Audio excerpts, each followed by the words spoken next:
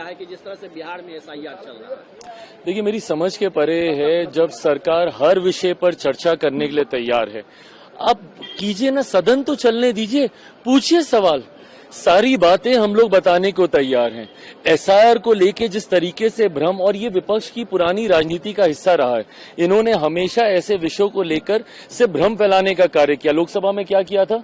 लोकसभा में संविधान खत्म हो जाएगा, लोकतंत्र की हत्या हो जाएगी। आज साल से ऊपर हो गया, हम लोग की सरकार बने, किसका आरक्षण छीन लिया, कौन से संविधान को खत्म कर दिया। इससे पहले CAA को लेकर भी यही फैलाया गया था। CAA जो नागरिकता देने वाला कानून था, उसको नागरिकता छीनने वाला कानून बताकर मुसलमानों के बीच में ये भ्रम फैलाया गया कि आपकी नागरिकता छीन ली जाएगी, जबकि ये 5 ऐसे देशों को नागरिकता देने वाला कानून था जहां पे अल्पसंख्यक समाज को हम लोग नागरिकता देने की बात कर रहे थे, जहां पे बहुसंख्यक मुसलमान हैं, पर फिर भी देश भर के मुसलमानों के बीच में एक आगजनी का माहौल इन्होंने बना के रखा।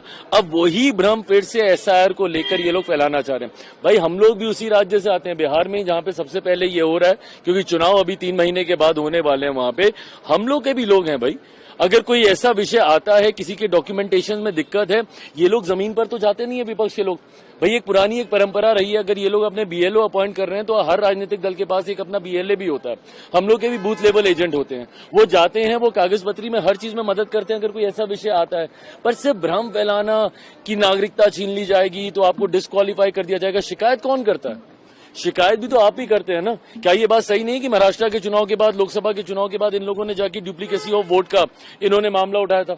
राहुल जी की पार्टी ने, कांग्रेस की तरफ से किया गया था कि वोट की डुप्लीकेसी हो रही है। अब एक आप शिकायत आप खुद करते हैं, उस शिकायत को रेक्टिफाई कैसे किया जा सकता है? इसी माध्यम से किया जा सकता है ना, SIR के माध्यम से। बट जब इस माध्यम को हम लोग अपनाते हैं तो उसमें भी आपको शिकायत, चिट भी आपकी, पट भी आपकी, ऐसे नहीं चलेगा ना।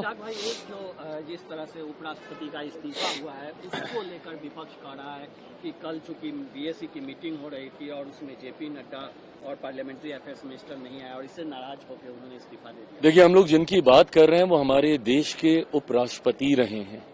ऐसे में मुझे लगता है कि उनके फैसले का हम सबको सम्मान करना चाहिए।